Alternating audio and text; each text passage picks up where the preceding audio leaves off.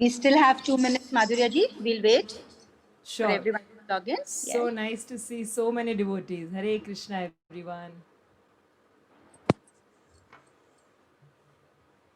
जब तक सब आके सेटल हो जाते हैं, we'll just wait एक आध मिनट. हरे कृष्णा, हरे कृष्णा.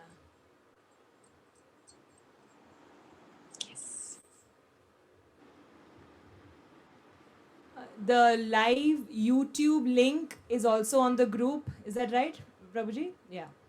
So आपको अगर कभी भी किसी को अभी भेजना है तो YouTube का लिंक अभी लाइव है. We can all join in case आपको भेजना हो तो किसी को ग्रुप पे ऑलरेडी आ गए हैं. Am I audible? सबको सुनाई दे रहा है clearly? Yes, Madhurya ji. Yes, okay, good. So we are ready whenever you want to.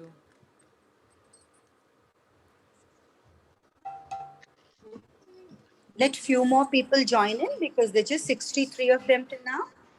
That's fine. We'll stick to the time because we'll stick to the time. Yeah, sure. We'll stick to the time. Yeah, you can. If it's 2, we can start. Okay.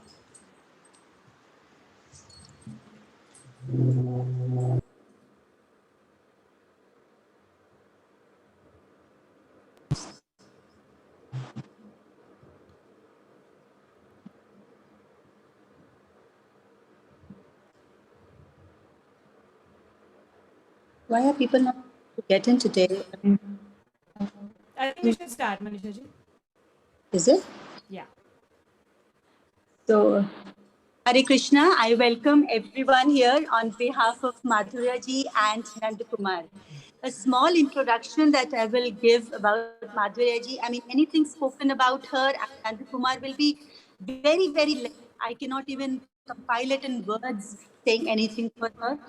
Seeing her since almost 20, 25 years in the temple, grown up with her, I would say, and the way she has taken up her life, devotional life with the parents from the temple itself, and the most important thing, the way that she has brought up her son Nandakumar is an inspiration to all of us, And most beautiful thing is that this scenario, जहाँ हम लोगों के पास ये नहीं समझ आता कि हम क्या करें, पूरा महीना अधिक मास का इन्होंने बहुत खूबसूरती से सजाया. And now the most beautiful auspicious month of Kartik that we will be celebrating because of the 3 generations here. Yes, you heard it right. We have 3 generations putting up this program together. That is our Krishna Prabhu, Dandavat Pranam to you, Prabhuji, Madhurya Leela Devi Da, and Nandakumar. 3 generations. So blessed to be here. I welcome everyone here. Request everyone to please do not miss any of the days because we are coming up with many, many new programs whenever. Thank you so much. Over to you, Madhuri. Let's begin. Thank you so much. Hare Krishna. Hare Krishna. Thank you so much, Manisha ji, for that warm introduction. आप सभी भक्तों का इस कार्यक्रम में वंदनम for Kartik में आपका स्वागत है. Yes Nand Kumar, you want to welcome everyone. Welcome everyone. Everyone आपका बहुत बहुत स्वागत. प्रेम पूर्वक हम आपका आमंत्रित करते हैं इस कार्यक्रम में जहां हम रोज़, अगर आपने पुरुषोत्तम मास हमारे साथ किया है तो वैसे ही हम रोज़ अब यहाँ कार्तिक मास में भी क्या करेंगे कि हम दामोदर अष्टकम रोज गाएंगे. हम गोपी गीत का भी पाठ करेंगे. और हम उनका शब्दार्थ और उनके जो महत्व है वो भी सुनेंगे. और हम थोड़ा एक वृंदावन के भजन भी गाएंगे. राइट. पर आज का दिन थोड़ा स्पेशल है. आज के दिन में हमें एक सरप्राइज भी देना है हमारे सब भक्तों के लिए. एक बहुत सुंदर सरप्राइज है.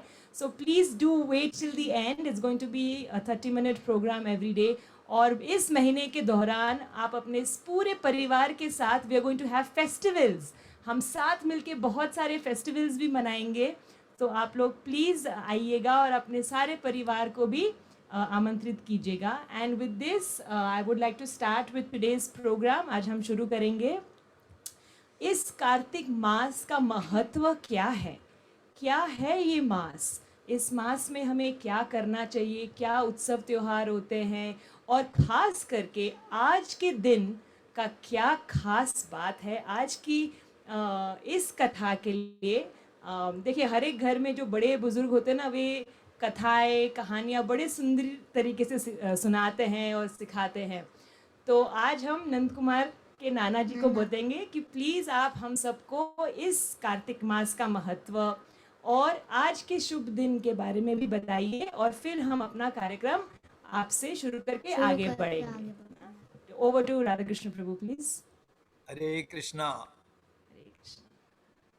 मेरा सौभाग्य है कि आज मैं अपने परिवार सहित आप सबके सामने इस पावन मास कार्तिक मास में कुछ अपनी तरफ से हम प्रयास करें कि हम भगवान श्री कृष्ण के सेवा में अपना जो योगदान करें। इसमें श्रेय तो जाता है माधुर्य को और नंद कुमार को। इन दोनों ने मुझे प्रोत्साहित किया और उन्होंने मुझसे अनुरोध किया कि मैं कुछ दो शब्द कहूं। हालांकि मैं इस योग्य नहीं हूं कि इस सब्जेक्ट के बारे में मैं कुछ कहूं। श्रील वेदव्यास ने सर्वप्रथम वेदों को 4 वेदों में बांटा। उसके बाद उन्होंने इन वेदों को समझने के लिए 108 उपनिषद लिखे, कई इतिहास लिखे, महाभारत की रचना की, 17 पुराण लिखे, मगर फिर भी उनके हृदय में एक खोखलापन था। उन्हें ऐसे संतुष्टि नहीं मिल रही थी। वो अपने आप में कुछ कमी महसूस कर रहे थे। तो एक दिन वे सरस्वती नदी के किनारे बैठे हुए मायूस, वहाँ पर उनके गुरु महाराज नारद मुनि सामने से आए। और नारद मुनि तो अंतर्यामी हैं, उन्हें तो समझ में आ गया कि वेदव्यास जी की क्या व्यथा है। फिर भी उन्होंने उनसे पूछा कि आपको क्या कष्ट है, बताइए। वेदव्यास जी ने कहा कि मैं संतुष्ट नहीं हूं, मैंने इतना साहित्य लिखा है मगर मुझे अब भी संतुष्ट नहीं हूं। नारद मुनि ने बतलाया कि आपने इन सभी ग्रंथों में, इन सभी पुराणों में आपने मनुष्य के लिए वो सब बातें बतलाई हैं जिनसे उनका भौतिक जो जीवन है वो सुधर सके, मगर आपने उन्हें जो मनुष्य के जीवन का जो महत्वपूर्ण अंग है, जो उसे अपने जीवन में हासिल करना है, उसके बारे में आपने कुछ नहीं लिखा है। और वो है भगवान श्री कृष्ण की भक्ति। तो जब नारद मुनि वेदव्यास जी को इस तरह से बताते हैं, तो वेदव्यास जी श्रीमद् भागवत की कथा जो है वो लिखवाते हैं। गणेश जी लिखते जा रहे हैं और वेदव्यास जी बोलते जा रहे हैं। तो कहने का मतलब है, इन सारे ग्रंथों का सार जो है वो है श्रीमद् भागवत। और श्रीमद् भागवत में जो 12 स्कंद हैं, उनमें से जो सबसे महत्वपूर्ण स्कंद है वो है 10वां स्कंद, जो कि भगवान श्री कृष्ण का मुखारविंद कहलाता है। और इन 10वें स्कंद में 5 जो चैप्टर हैं, जिसे रास पंचाई कहा जाता है, वो अति गुह्य हैं। ये पूरे भागवतम का सार इन 4 चैप्टर में है। और इन 4 चैप्टर में भी जो सबसे गुह्य है वो है गोपियों का गीत। और इस गोपी गीत में भी जो सबसे गुह्य है और सबसे प्रमुख है वो है उसका 9वां श्लोक, तव कथामृतम तप्त जीवनम। तो ये जो सभी बातें हैं ये बहुत ही ऊंचे स्तर की बातें हैं। जैसे मैंने पहले बतलाया कि मैं इस योग्य नहीं हूं कि मैं इसके बारे में कुछ टिप्पणी कर सकूं या बोल सकूं, हाँ, इतना मैं अवश्य कर सकता हूँ कि मैंने जो हमारे गुरु महाराज से सुना है, उसे मैं आप संक्षेप में दोहरा सकता हूँ। तो इस कार्तिक मास का जो आज से प्रारंभ हुआ है, हर वर्ष में ये कार्तिक मास अक्टूबर नवंबर में जो आता है, इसकी खास विशेषता यह है कि ये श्रीमती राधा रानी का सबसे प्रिय महीना है। और क्योंकि ये श्रीमती राधा रानी का सबसे प्रिय महीना है, तो भगवान श्री कृष्ण को भी बहुत प्रिय है। जो कुछ भी राधा रानी को प्रिय है, वो भगवान श्री कृष्ण को प्रिय है। पुरुषोत्तम मास अभी अभी हमने जिसका महत्व देखा और जिसकी महिमा हमने सुनी, वो भी भगवान श्री कृष्ण का सबसे प्रिय महीना है। मगर जो कार्तिक मास है ना, वो श्रीमती राधा रानी का और भगवान श्री कृष्ण दोनों का सबसे अधिक महीना है। तो बतलाया जाता है कि इस महीने में हम जो कुछ भी नवदा भक्ति के किसी भी अंग का हम अपने जीवन में कुछ करेंगे, उसका हमें 1000 गुना से भी ज्यादा फल प्राप्त होता है। तो एक तरह का इस महीने में हमें डिस्काउंट मिला हुआ है। आप जरा सोचिए, विचार कीजिए, अगर आपने इस महीने में 1 माला की, तो आपके खाते में 1000 माला लिख दी गई।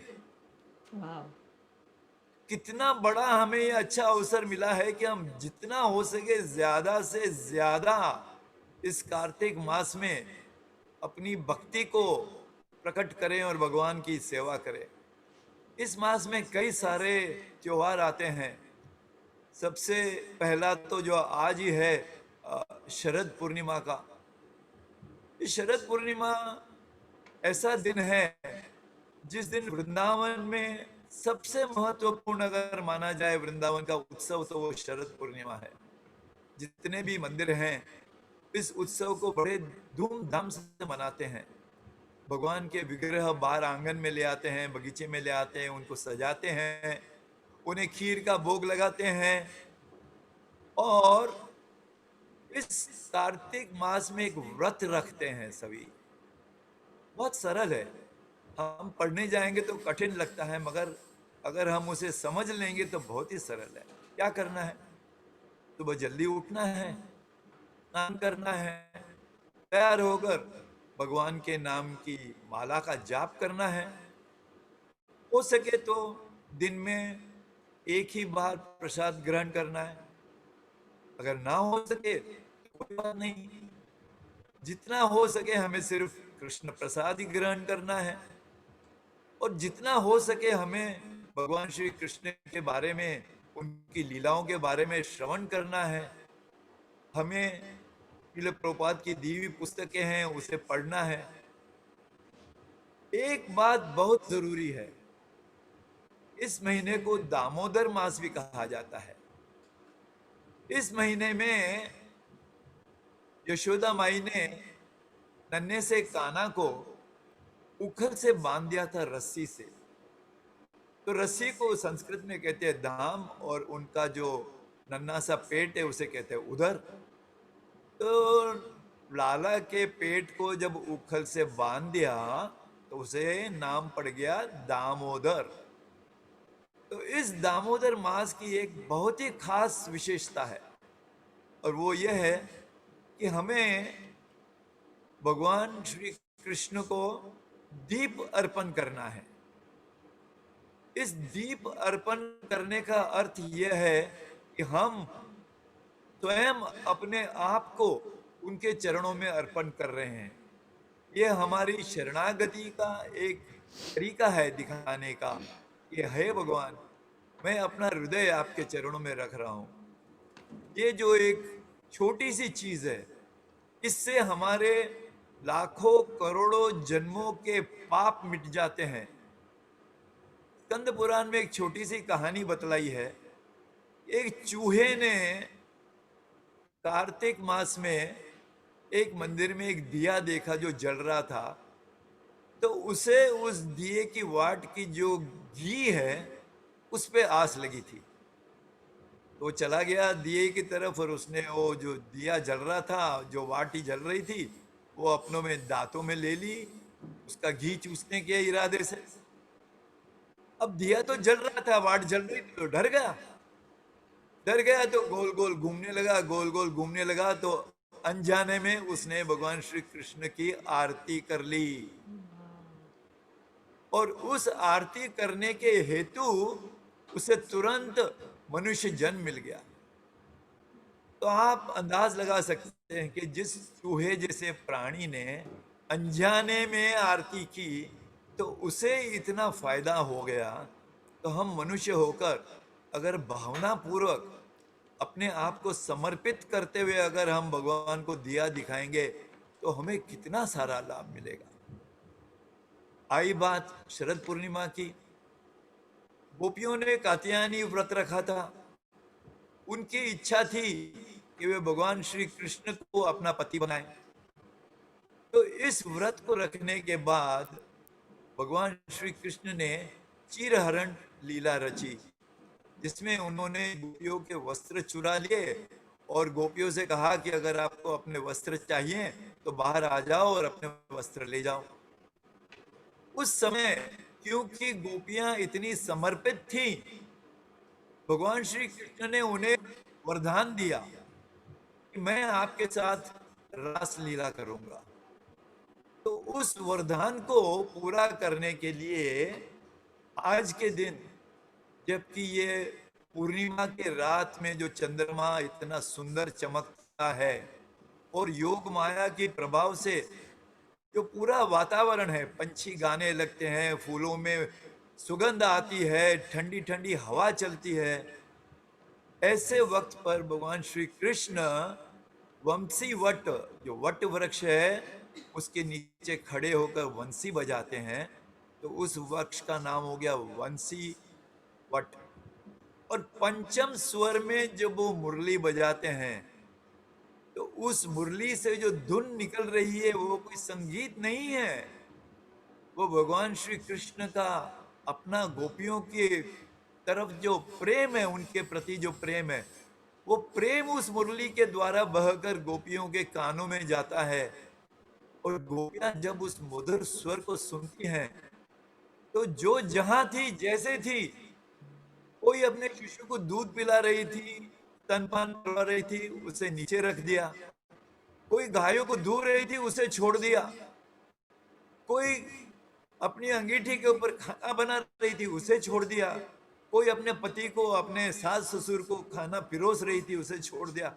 और सब कुछ जैसा का जैसा था वहां छोड़कर वे दौड़ चली जंगल की ओर, उस बंसी की आवाज सुनकर। कुछों ने तो अपने मुंह पे कुछ, एक आंख में काजल लगाया था, दूसरे में नहीं लगाया था, ऐसे ही चल दी। कुछ गोपियों ने तो वस्त्र उल्टे पहन लिए, नीचे के वस्त्र ऊपर पहने, ऊपर के वस्त्र नीचे पहने। जब उस वंशी की पुकार आई तो वो अपने आप को संभाल नहीं पा रही थी।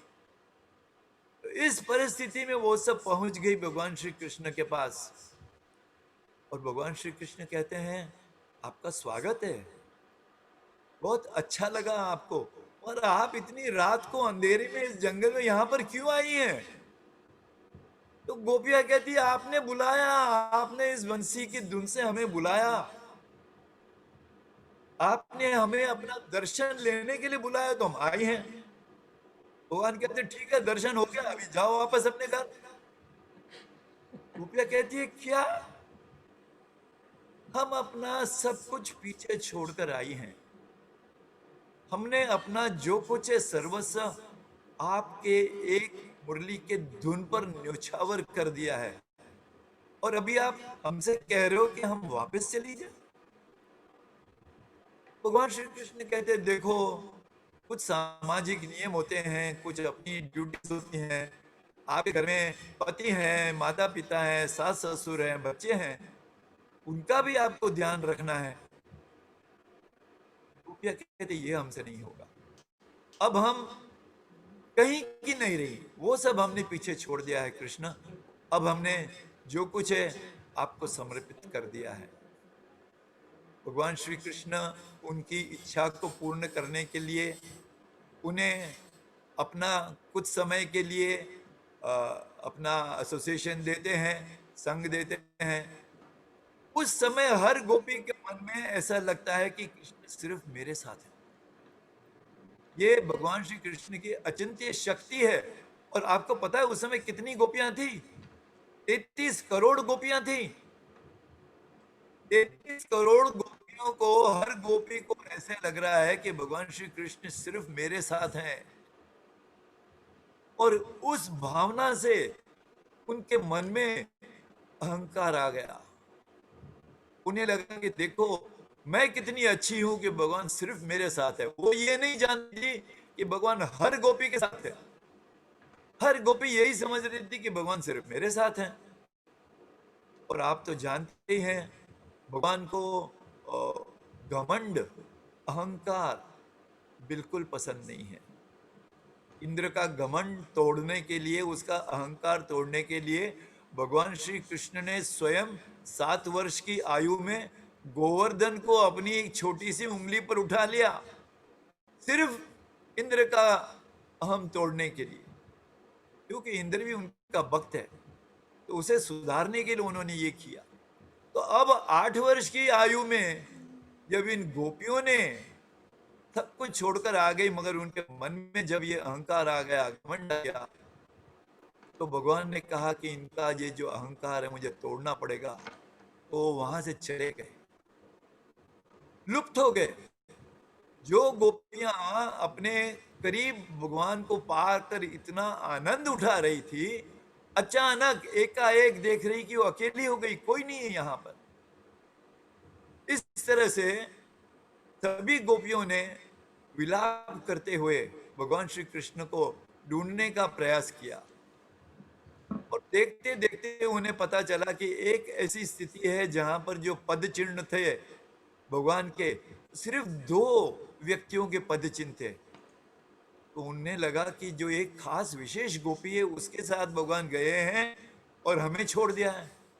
और यह बात सच भी थी। भगवान सिर्फ श्रीमती राधा रानी को अपने साथ लेकर गए जंगल के बीचों बीच, और कुछ देर बाद देखा कि सिर्फ एक ही पद चिन्ह है। श्रीमती राधा रानी के मन में भी मान का भाव आ गया।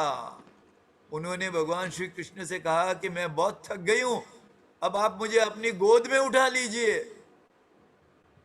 तो भगवान श्री कृष्ण ने कहा कि अब श्रीमती राधा रानी को भी एक बार ये बतलाना पड़ेगा कि किस तरह से जो सबसे प्रिय चीज है वो है हमारे अहम को तोड़ना।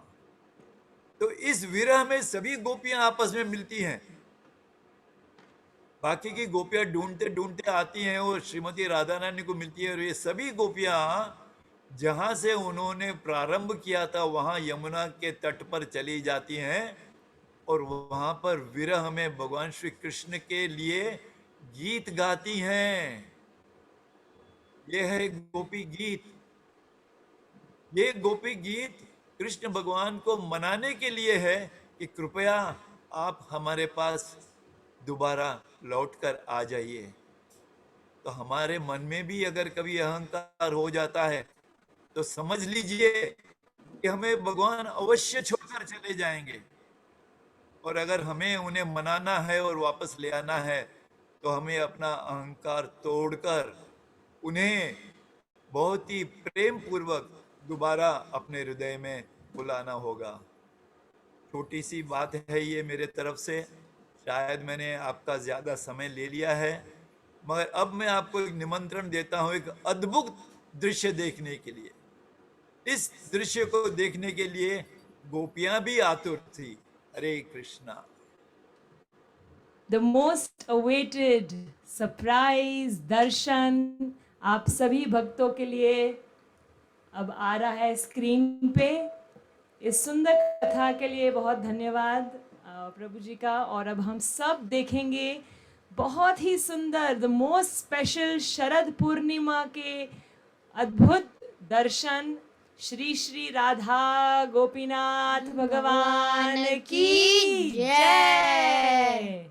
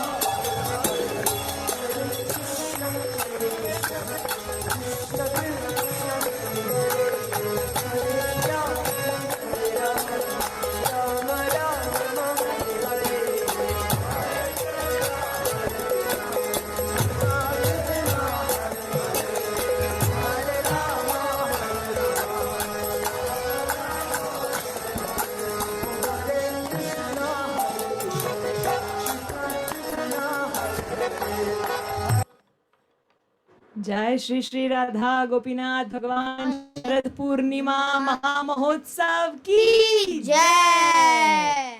कार्तिक मास हो और हम सब वृंदावन न जाए, ऐसे हो सकता है? नहीं। तो अभी हमें सब मिलके हम जाएंगे श्री वृंदावन धाम की जय। हम जाएंगे हमारे मन से, ठीक है, मानसिक यात्रा करेंगे और सब दर्शन करते करते हम वंदनम करेंगे, क्योंकि ये प्रोग्राम का नाम है वंदनम फॉर कार्तिक। तो आइए आपके सामने स्क्रीन पे एक बहुत ही सुंदर भजन, ये आज के प्रोग्राम का लास्ट पार्ट है, फिर हम कल से मिलके बहुत सारे भजन गीत गाएंगे। तो आइए हम अभी ये गाएंगे, आप भी अपने घर पे बैठे ये दर्शन लीजिए और ये सारे भजन के बोल उनके दर्शन के साथ करते हुए हमारे साथ मानसिक वृंदावन यात्रा कीजिए। Okay, let's start. जय राधे जय कृष्णा जय वृंदावन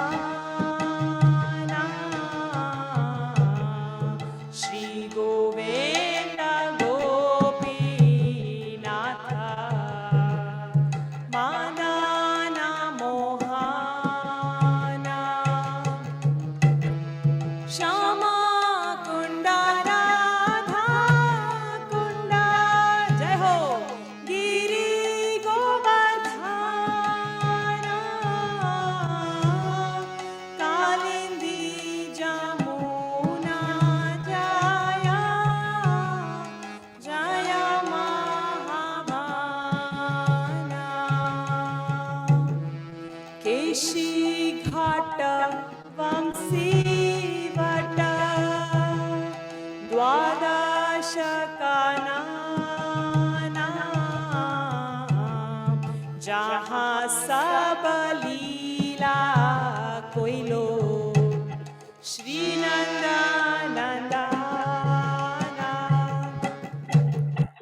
श्री नंद यशोदा जय जय गोपगण श्री दामादि जय जय धेनुवत्सगण जय वृषभानु जय कीर्तिदा सुंदरी जय पौर्णमासी जय आहिरा नागरी जय जय गोपीश्वर वृंदावन माजा जय जय कृष्णा सखा बटु द्विजराजा जय राम घाट जय रोहिणी नंदना जय जय वृंदावन बासी जट जाना जय द्विजा पत्नी जय नाग कन्या गाना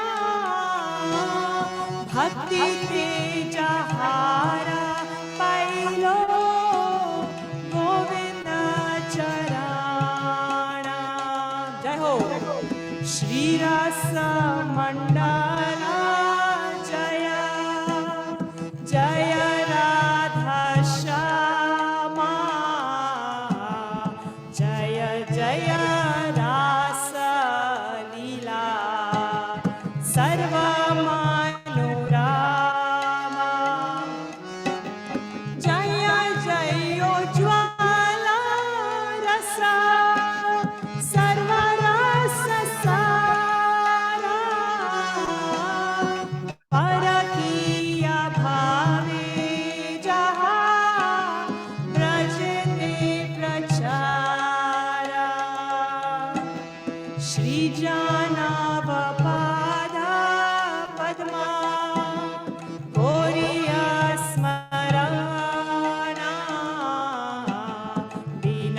कृष्ण दास को हे नाम संकीर्तन जय राधे जय कृष्ण जय वृंदावन श्री गोविंद गोपीनाथ मदन मोहन हरे कृष्णा कृष्णा कृष्णा हरे हरे हरे राम राम राम हरे हरे हरे कृष्णा कृष्णा कृष्णा हरे हरे हरे राम राम राम हरे हरे कृष्णा कृष्णा कृष्णा हरे हरे हरे राम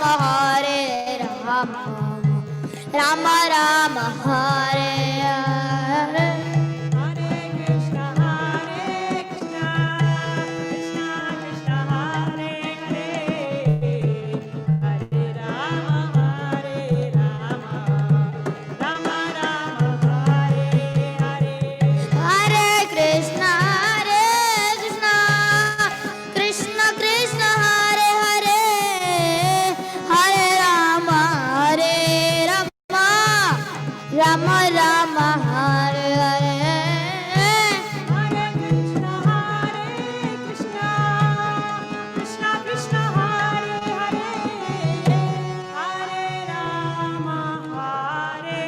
राम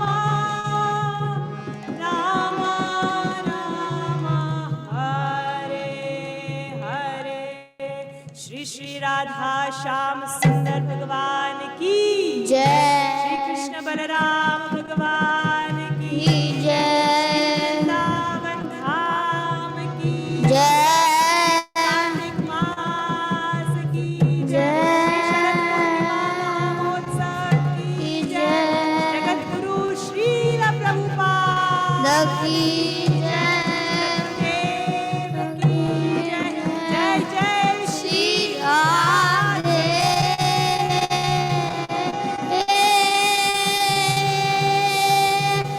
श्याम श्याम। आप सभी भक्तों का बहुत बहुत आभार, बहुत thank you from our hearts. और हम इस भजन को फिर से कल गाएंगे सब मिलके, तो हम सब वापस वृंदावन जाएंगे कल। और हम कल से शुरुआत करेंगे दामोदर अष्टकम और गोपी गीत का पाठ और भजन करने। तो प्लीज आप सब आइएगा and we will look forward to seeing you all. Thank you so much. Hare Krishna. Krishna. Thank you so much, Madhurya ji and Nandakumar Prabhu. What a divine beginning of the Kartik Mass. Hari Hari Bol.